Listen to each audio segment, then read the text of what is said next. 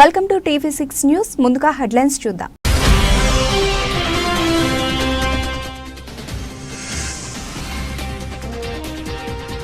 గురుద్వారాలో కాల్పులు, ఇద్దరికి తీవ్ర గాయాలు.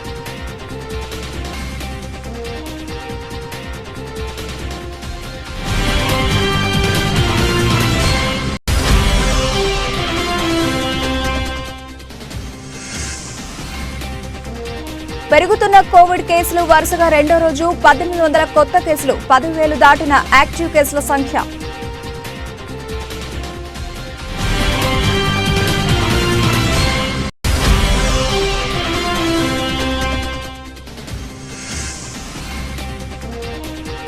CSI మిషన్ హాస్పిటల్ ద్వారా నిరుపేదలకు వైద్య సేవలు, ప్రభుత్వ వైపు సామినేని ఉదయభాను.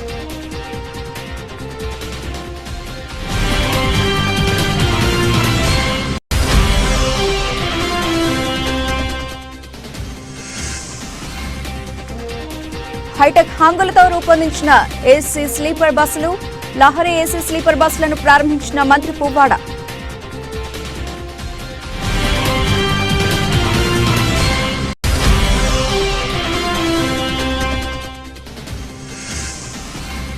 ఎవరు ఊహించని గేమ్ చేంజర్ గా వస్తోన్న చరణ్ పుట్టినరోజు సందర్భంగా title and first look release చేసిన చిత్ర యూనిట్.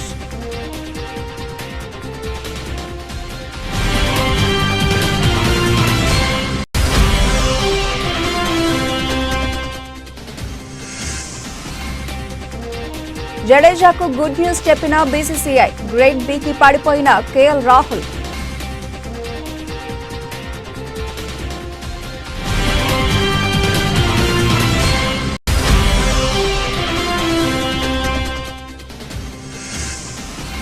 మార్కెట్లోకి బజాజ్ పల్సర్ 220F ధర 1.40 లక్షల రూపాయలుగా నిర్ణయించిన కంపెనీ.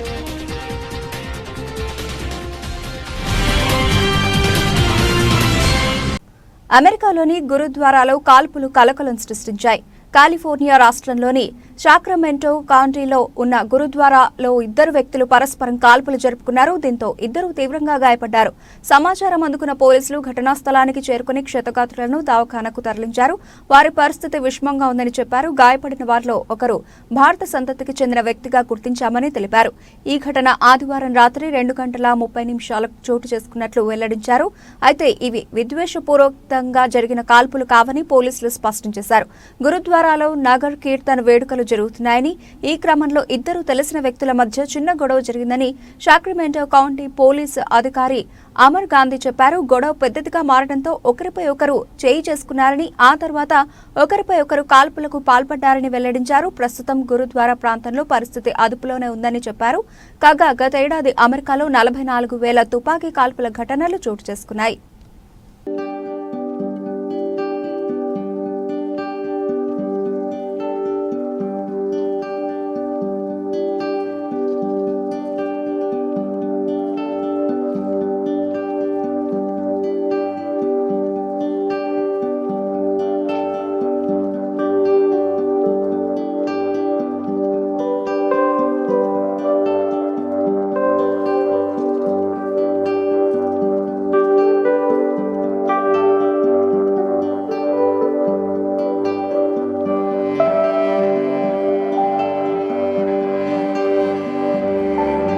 భారతదేశంలో కరోనా మహమ్మారి మళ్లీ విజృంభించబోతోందా అంటే అవుననే సమాధానం వినిపిస్తోంది. నెల రోజులుగా కరోనా కొత్త కేసుల గణాంకాలను చూస్తే కరోనా వ్యాప్తి పెరుగుతుందని స్పష్టంగా అర్థమవుతోంది. ఆదివారం ఉదయం వరకు దేశవ్యాప్తంగా 1,890 పాజిటివ్ కేసులు నమోదయ్యాయి. సోమవారం ఉదయం కేంద్ర ఆరోగ్య మంత్రిత్వ శాఖ గణాంకాల ప్రకారం గడిచిన 24 గంటల్లో 1,805 కొత్త పాజిటివ్ కేసులు నమోదయ్యాయి. మరోవైపు యాక్టివ్ కేసుల సంఖ్య 10,000 మార్కు దాటింది. రోజు రోజుకు దేశంలో కరోనా వ్యాప్తి పెరుగుదల కనిపిస్తూ ఉండడంతో కేంద్ర ప్రభుత్వం అప్రమత్తమైంది. కేంద్ర ఆరోగ్య కార్యదర్శి రాజేష్ భూషణ్ రాష్ట్రాల ఆరోగ్య కార్యదర్శులు, సీనియర్ అధికారులతో సమావేశం నిర్వహించనున్నారు. రాష్ట్రాల్లో కోవిడ్ కట్టడికి ఏప్రిల్ 9, 10 తేదీల్లో కోవిడ్ మాక్ డ్రిల్ పై అధికారులకు ఈ వీడియో కాన్ఫరెన్స్ లో కేంద్రం సూచనలు చేసే అవకాశం ఉంది. తాజా గణాంకాల ప్రకారం గడిచిన 134 రోజుల తర్వాత దేశంలో కోవిడ్ యాక్టివ్ కేసుల సంఖ్య 10,000 మార్కుకు చేరింది. రోజువారీ పాజిటివిటీ రేటు 3.19%, వారం వారీ సానుకూలత రేటు 1.39%గా నమోదైంది.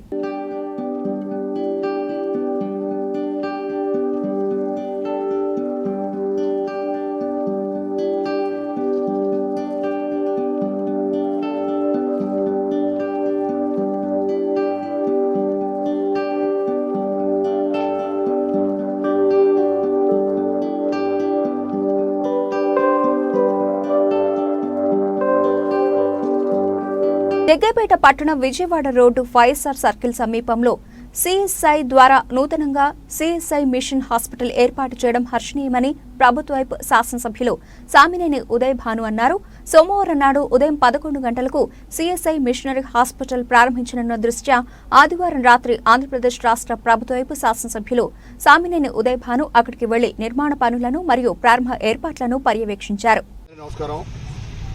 ఈరోజు జగ్గైపేటలో church of South India CSI వారు ప్రత్యేకంగా వారికి ఉన్న గ్రౌండ్లో గతంలో ఇక్కడ హాస్టల్ బిల్డింగ్ ఉండేది. ఇవాళ చర్చ్ ఆఫ్ సౌత్ ఇండియా వారు సిఎస్ఐ ఆధ్వర్యంలో బిషప్ అయ్యగారు కూడా రేపు వచ్చి శంకుస్థాపన కార్యక్రమంలో పాల్గొంటున్నారు. ముఖ్యంగా ఇక్కడ ఒక పెద్ద 30 బెడ్ హాస్పిటల్ రాబోతూ ఉంది. అందులో రాయవెల్లూరు, తమిళనాడు సంబంధించిన రాయవెల్లూరు సిఎంసి వారి వెల్లూరు హాస్పిటల్ యొక్క సహకారంతో మరి అక్కడున్న మెడిసిన్స్, అలానే పేద రోగులకి వైద్య సహకారం కోసం, వైద్య సహాయం కోసం మరి సిఎస్ఐ సంస్థ వారు ఇక్కడ హాస్పిటల్ ఏర్పాటు చేయడం జగ్గైపేట ప్రాంత ప్రజల యొక్క అదృష్టంగా నేను భావిస్తున్నాను. ఎందుకంటే ఆరోగ్యమే మహాభాగ్యం. ఇవాళ చాలామంది అనేక రకాల తక్కువ వయసులో ఉన్న వారికి అనేక రకాల జబ్బులు రావటం, ఆహారపు అలవాటు వల్ల మరి జబ్బులు రావటం వల్ల చాలామంది రోగులు ఇబ్బంది పడే ఈ సమయంలో ప్రభుత్వ సహకారమే కాకుండా, ప్రభుత్వ వైద్యమే కాకుండా ఇటువంటి మిషన్ సంస్థలు ఈ చర్చ్ ఆఫ్ సౌత్ ఇండియా వారి యొక్క సిఎస్ఐ వారు కూడా మరి పేదలకి సహాయం చేయాలి. ఆ ప్రభు చెప్పినట్టుగా మరి పేద రోగుల్ని సహాయం చేసే ఒక మంచి సంకల్పంతో మరి ఇక్కడ హాస్పిటల్ నిర్మాణం చేయడం అనేది నిజంగా మా ప్రాంత ప్రజానీకానికి, జగ్గైపేట ప్రాంత నియోజకవర్గ ప్రజానీకానికి కూడా ఒక అదృష్టంగా నేను భావిస్తున్నాను. కాబట్టి ఇక్కడ నుంచి చాలామంది అటు విజయవాడ, ఖమ్మం, హైదరాబాదు వెళ్ళి పెద్ద పెద్ద హాస్పిటల్స్ ట్రీట్మెంట్ చేసుకుంటూ ఉన్నారు. ముఖ్యంగా వెల్లూరు హాస్పిటల్ అంటేనే సౌత్ ఇండియాలోనే చాలా ఫేమస్ హాస్పిటల్. మరి అటువంటి టైప్ వెల్లూరు హాస్పిటల్తో టైప్ చేసుకొని మరి జగ్గైపేటలో ఇక్కడ సిఎస్ఐ హాస్పిటల్ నిర్మాణం, సిఎస్ఐ హాస్పిటల్ ఆధ్వర్యంలో నిర్మాణం చేయడం అనేది తప్పకుండా మంచి సుపరిణామం. తప్పకుండా ఇక్కడ పేద రోగులకి మంచి వైద్య సహకారం, వైద్య సహాయం లభించడంలో నేను ఆనందాన్ని వ్యక్తపరుస్తూ ఆ సంస్థ వారికి కూడా ప్రత్యేకంగా జగ్గైపేట ప్రాంత ప్రజానికి తరఫున వారికి అభినందనలు, కృతజ్ఞతలు తెలియజేస్తున్నాం. దేశంలోని ప్రభుత్వ రంగ సంస్థలను ప్రైవేటు పరం చేస్తూ మోడీ ప్రభుత్వం రాక్షస పాలన కొనసాగిస్తోందని సిపిఐ జాతీయ కార్యదర్శి నారాయణ ధ్వజమెత్తారు. రాష్ట్ర విభజన చట్టంలో పొందుపరిచిన అంశాలను అమలుపరచాలంటూ సిపిఐ చేపట్టిన పాదయాత్రకు ఆయన ముఖ్య అతిథిగా పాల్గొన్నారు.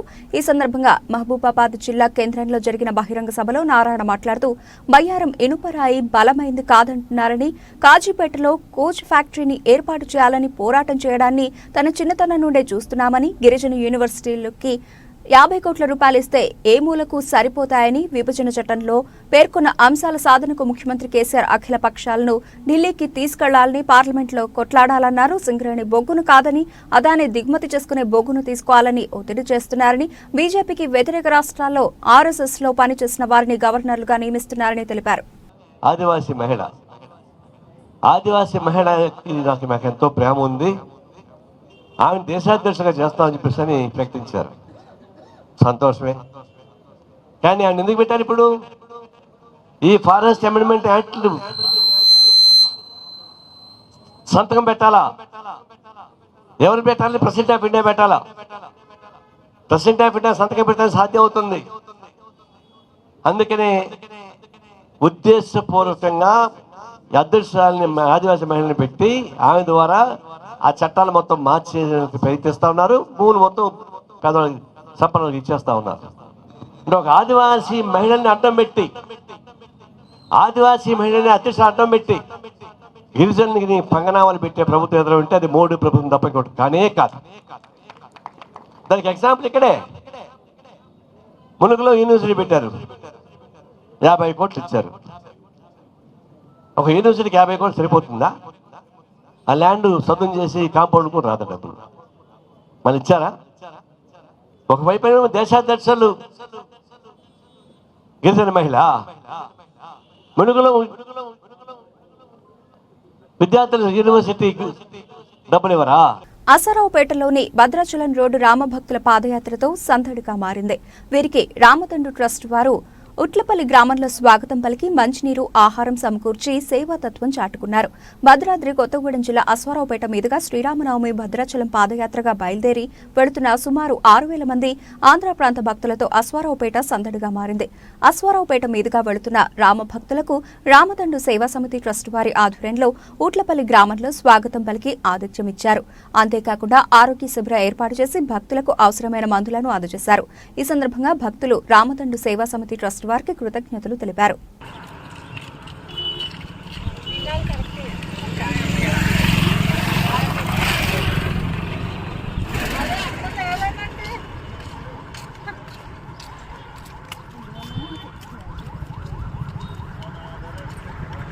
మంచి పని చేయడం మంచి పని చేయలేదు.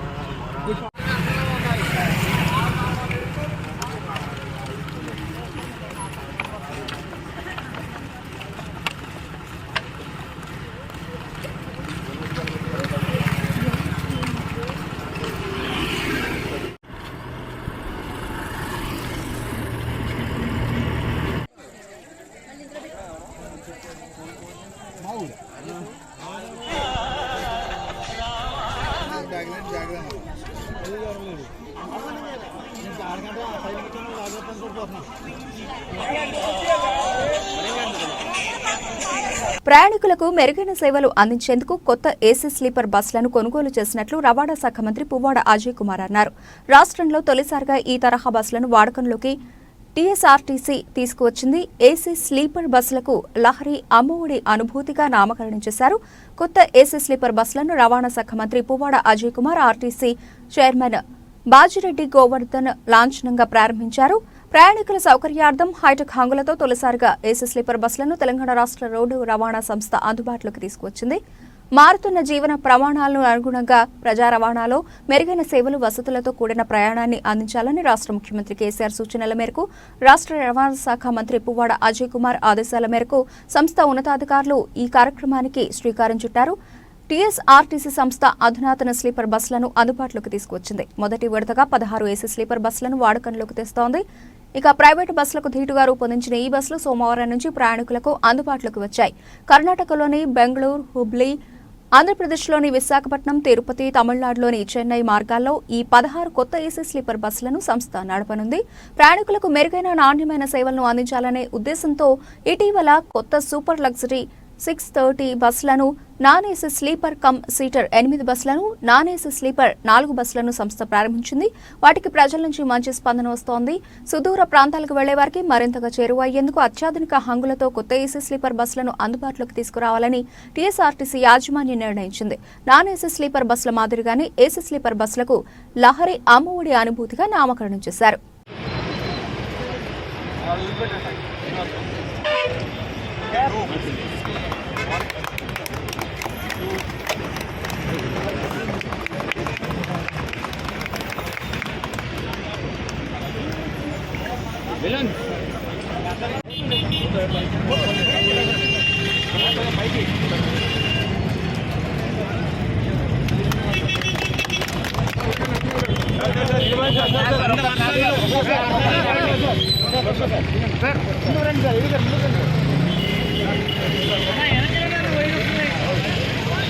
మంచిర్యాల జిల్లా చెన్నూరులో కేసీఆర్ పార్కు అద్భుతం. చెన్నూరు పట్టణం నడి ఒడ్డున 2.50 కోట్ల రూపాయల నిధులతో 2 ఎకరాలలో అన్ని హంగులతో ఏర్పాటు చేసిన కేసీఆర్ పార్కుకు సందర్శకులు పోటెత్తుతున్నారు. పార్కులో ఏర్పాటు చేసిన మ్యూజిక్ ఫౌంటైన్ ఆస్వాదించడానికి పిల్లలు, పెద్దలు తరలివస్తున్నారు. దీనికి సంబంధించిన స్పెషల్ వీడియోను స్థానిక ఎమ్మెల్యే ప్రభుత్వైపు బాల్క సుమన్ సోషల్ మీడియా ద్వారా షేర్ చేయగా స్థానికంగా వైరల్ అవుతోంది. వినూత్న పద్ధతికి కేర్ ఆఫ్ ఫ్యామిలీ డాక్టర్ అని, ఈ కాన్సెప్ట్ ద్వారా సంచార వాహనాలు ఇంటింటికి తిరిగి వైద్య సేవలు అందించనున్నాయి అని రెవెన్యూ శాఖ మంత్రి ధర్మాన ప్రసాదరావు అన్నారు. స్థానిక క్యాంపు కార్యాలయంలో మంత్రి ధర్మాన ప్రసాదరావు సంబంధిత వాహనాలను జెండా ఊపి ప్రారంభించారు. ఈ సందర్భంగా ఆయన మాట్లాడుతూ సామాన్యుల పరిస్థితులను దృష్టిలో ఉంచుకుని ఫ్యామిలీ డాక్టర్ అనే విధానాన్ని తీసుకువచ్చామని అన్నారు. అతి సామాన్య కుటుంబాలకు వైద్య సేవలు అందించేందుకు వీలుగా పేదల గుమ్మం దగ్గరకు వైద్య సేవలు అందించే విధంగా ఈ సేవలు అందిస్తారు. పరిస్థితులను దృష్టిలో పెట్టుకుని ఫ్యామిలీ డాక్టర్ కాన్సెప్ట్ అనేటువంటిది ఒకటి ఇటీవల మీరు చూసుంటారు, శాసనసభలో ముఖ్యమంత్రి గారు చెప్పారు. అంతకుముందు దీని వివరంగా అనేక పత్రికల్లో ఐటమ్స్ కూడా వచ్చాయి. ఇదేంటంటే అతి సామాన్యమైన కుటుంబాలు వైద్యం కోసం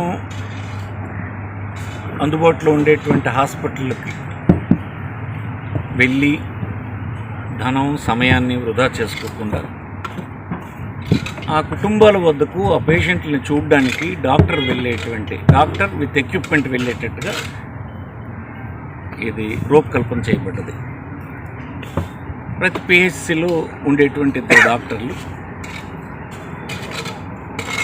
రోజు విడిచి రోజు ఈ డాక్టర్స్ ఏం చేస్తారంటే తనకు కేటాయించిన గ్రామాలని సందర్శించి అక్కడ ఉన్నటువంటి భక్తులు స్థానికులు ఆందోళన చెందుతున్నారు. భక్తులు శిఖర దర్శనానికి వెళ్లే మెట్ల మార్గం వద్ద ఇష్టకామేశ్వరి టెంపుల్ వెళ్లడానికి టికెట్లు ఇచ్చే కౌంటర్ వద్ద ఈ ఎలుగుబండి సంచరిస్తోందని, భక్తులు దేవుడికి సమర్పించే కొబ్బరికాయలు తిని అటు నుండి అటవీ ప్రాంతంలోకి వెళుతోందని, ప్రతిరోజు రాత్రి సమయంలో తెల్లవారుజామున ఈ ఎలుగుబంటి సంచరించి భక్తులకు భయాందోళన కలిగిస్తోందని భక్తులు వాపోతున్నారు. తక్షణమే సంబంధిత అటవీ శాఖ, శ్రీశైలం దేవస్థానం అధికారులు కలిసి ఎటువంటి ప్రమాదకరమైన సంఘటనలు జరగకముందే ఎలుగుబంటి జనసంచారంలోకి రాకుండా తగు చర్యలు చేపడితే బాగుంటుందని భక్తులు, స్థానికులు ఆవేదన వ్యక్తం చేస్తున్నారు.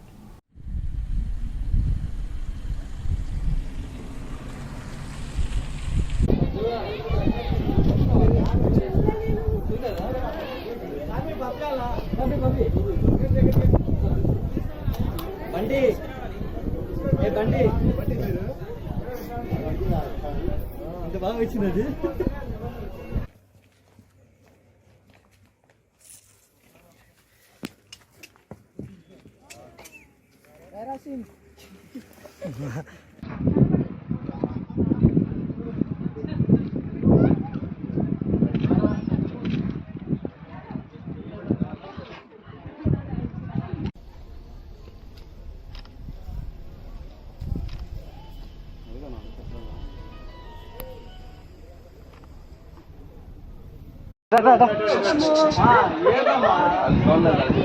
కర్నూలు జిల్లా కోసిగిలో మరియు నేలకోసిగి గ్రామంలో ఉత్సవ వేడుకలు అంగరంగ వైభవంగా జరిగాయి. 3 రోజుల పాటు జరుగుతున్న పల్లకి ఉత్సవాలకి మంత్రాలయం ఎమ్మెల్యే బాలనాగరెడ్డి సోదరుడు, వైఎస్ఆర్సీపీ రాష్ట్ర సీనియర్ నాయకులు వై సీతారామరెడ్డి, వైఎస్ఆర్సీపీ కోసిగి మండల ఇన్ఛార్జ్ మురళీరెడ్డి ముఖ్య అతిథులుగా పాల్గొన్నారు.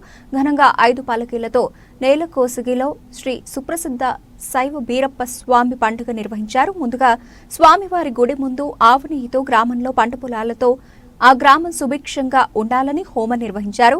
స్వామివారికి ఇష్టమైన 3 రోజుల పాటు పిండి వంటలు ఆ గ్రామం ఆడుపడుచులు వారి స్వహస్తాలతో తయారు చేసి స్వామివారికి నైవేద్యంగా సమర్పించారు.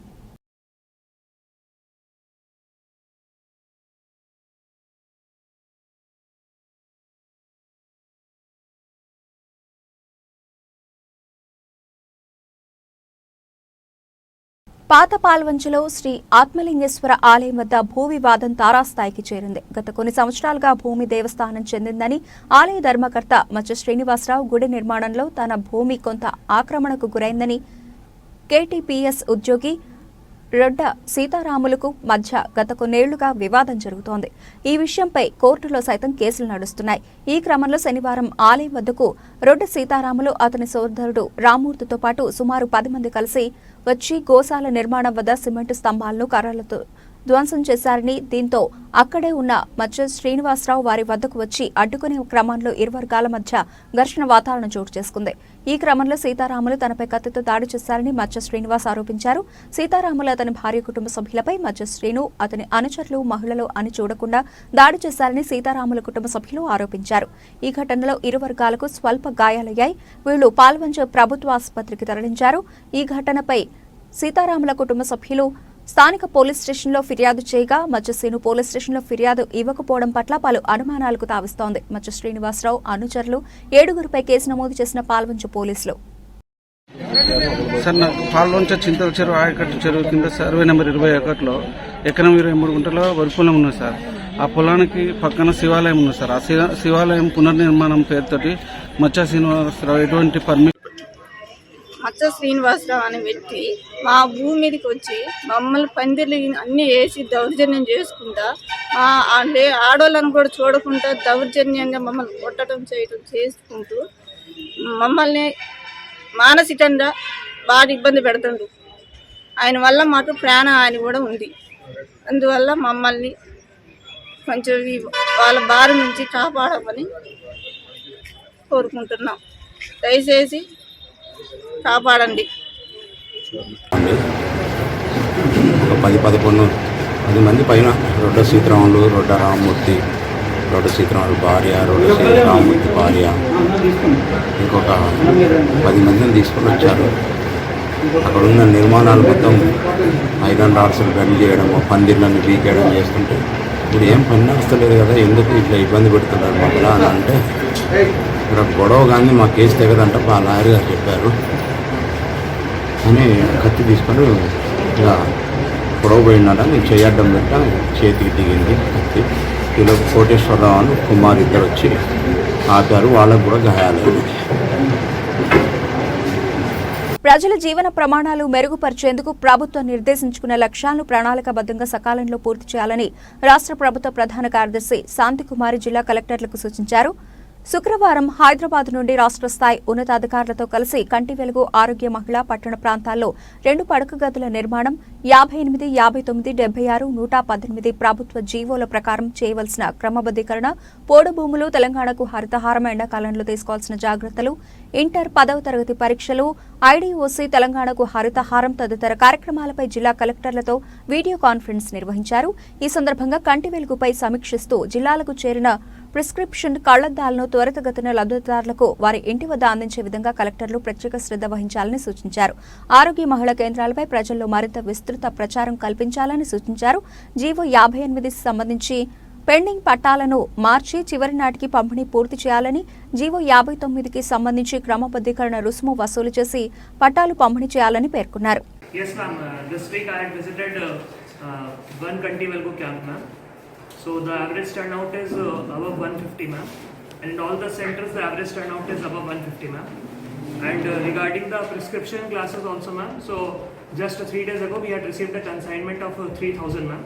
So just 1,000 is left to be delivered, ma'am. That also we will complete. No. See, that is, these reports are available. We can also see these numbers. I can see that there is no major shortfall in terms of reaching these, the targeted distribution, except in 2-3 districts, which we have already spelled out. But these health department programs are quality-oriented programs. If there is no quality in the service delivery, there is no point. It is not some distribution program. So, my appeal to all of you. Collectors are there and additional collectors, local bodies are there, all of you are young officers. Please make it a habit that whenever you go out on tour, you visit some of these centers, wherever they are happening. They are happening in all mandals, no? Practically. So, ప్రేక్షకులు ఎప్పుడెప్పుడా అని ఎదురు చూస్తున్న mega power star Ram Charan తాజా చిత్రం RC-15 movie title ను చిత్ర unit తాజాగా announce చేసింది.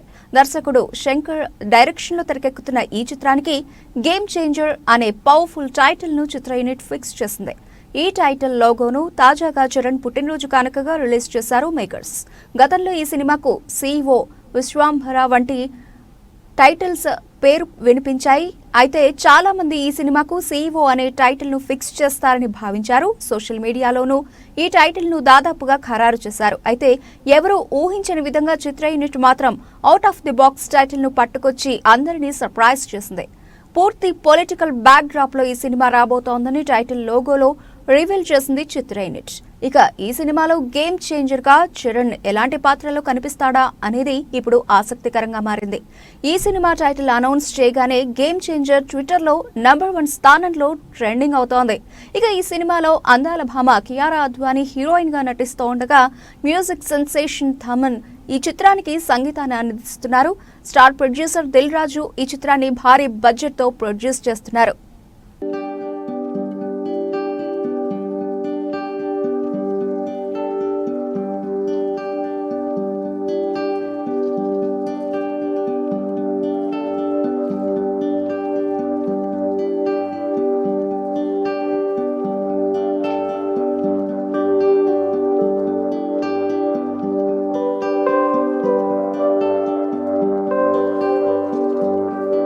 భారత క్రికెట్ నియంత్రణ మండలి BCCI ఆటగాళ్లకు సంబంధించిన వార్షిక కాంట్రాక్టులను ప్రకటించింది. గతేడాది ఏ గ్రేడ్లో ఉన్న ఆల్రౌండర్ రవీంద్ర జడేజా ప్రమోషన్ సాధించి A+ గ్రేడ్లో చోటు దక్కించుకున్నారు.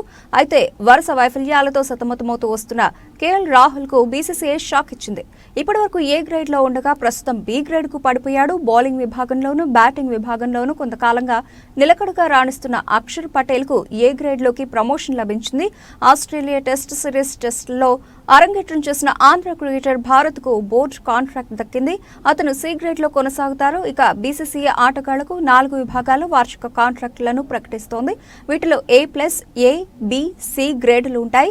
A+ గ్రేడ్ విభాగంలోని ప్లేయర్లకు 7 కోట్ల రూపాయలు, A గ్రేడ్ విభాగంలో ప్లేయర్లకు 5 కోట్ల రూపాయలు, B గ్రేడ్ విభాగంలోని ప్లేయర్లకు 3 కోట్లు, C గ్రేడ్ విభాగంలోని ప్లేయర్లకు ₹1 కోటి వేతనం చెల్లిస్తోంది. BCCI ఆదివారం ప్రకటించిన జాబితాలో మొత్తం 26 మంది ప్లేయర్లు ఉన్నారు. వారిలో 4గురికి A+ గ్రేడ్ దక్కింది. 5గురు ప్లేయర్లకు A గ్రేడ్, 6గురికి B గ్రేడ్లో చోటు దక్కగా మిగిలిన 11 మంది ప్లేయర్స్కు C గ్రేడ్ లభించింది.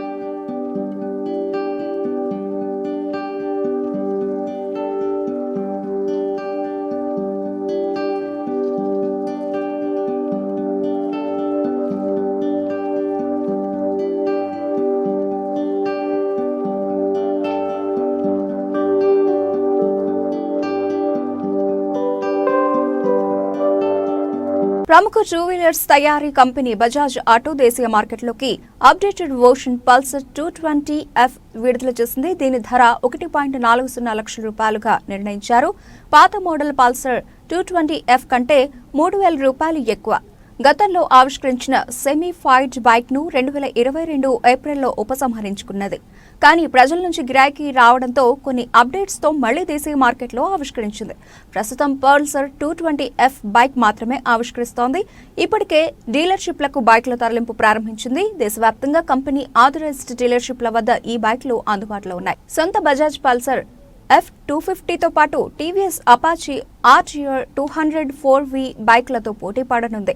ఓల్డ్ మోడల్ బైక్ గా కనిపిస్తున్న Bajaj Pulsar 220F handle bars పై క్లిప్, స్ప్లిట్ సీట్, అలాగే రేర్ లో 2-పీస్ గ్రాబ్ రైల్ ఫీచర్లు ఉన్నాయి. ఇంజన్ 20 bhp విద్యుత్ 18.5 Nm టార్చ్ వెలువరిస్తుంది. అలాగే 5 స్పీడ్ గేర్ బాక్స్ తో ఇంజిన్ ట్యూన్ చేశారు.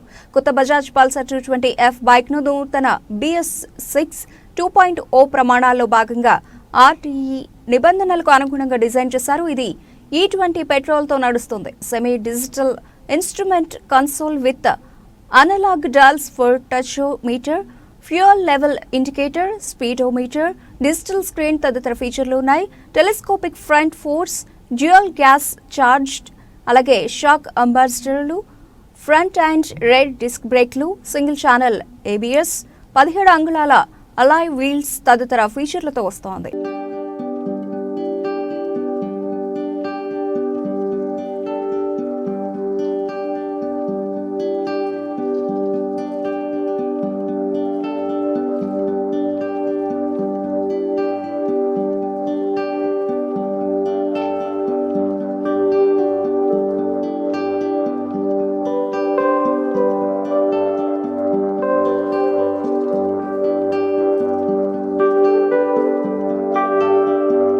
బులెటిన్ ముగించే ముందు హెడ్లైన్స్ మరోసారి.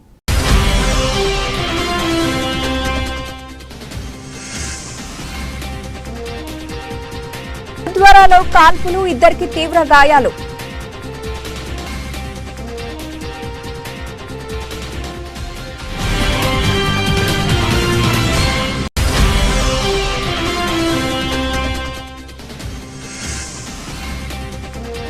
పెరుగుతున్న కోవిడ్ కేసులు వరుసగా రెండో రోజు 1800 కొత్త కేసులు, 10,000 దాటిన యాక్టివ్ కేసుల సంఖ్య.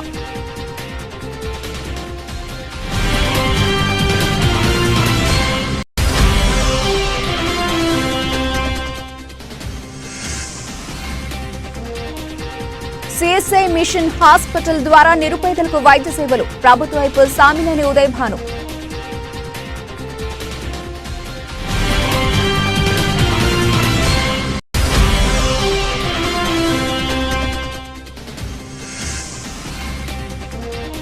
హైటెక్ హంగులతో రూపొందించిన AC స్లీపర్ బస్సులు, లహరి AC స్లీపర్ బస్సులను ప్రారంభించిన మంత్రి పువ్వాడ.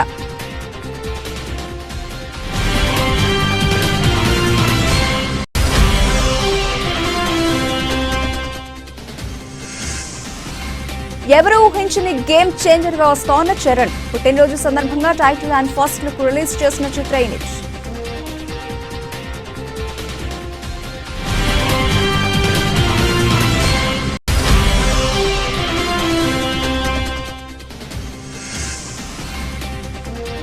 జడేజాకు గుడ్ న్యూస్ చెప్పిన బీసీసీఐ. గ్రేడ్ బికి పడిపోయిన కేఎల్ రాహుల్.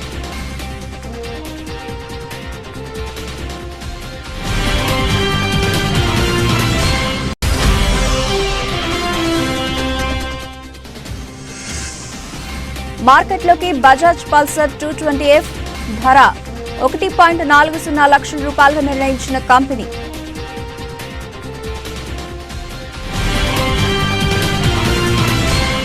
ఇవి ఇప్పటివరకు బులెటిన్ అప్డేట్స్. మరిన్ని అప్డేట్స్ తో మళ్ళీ కలుద్దాం. అంతవరకు సెలవు. నమస్తే.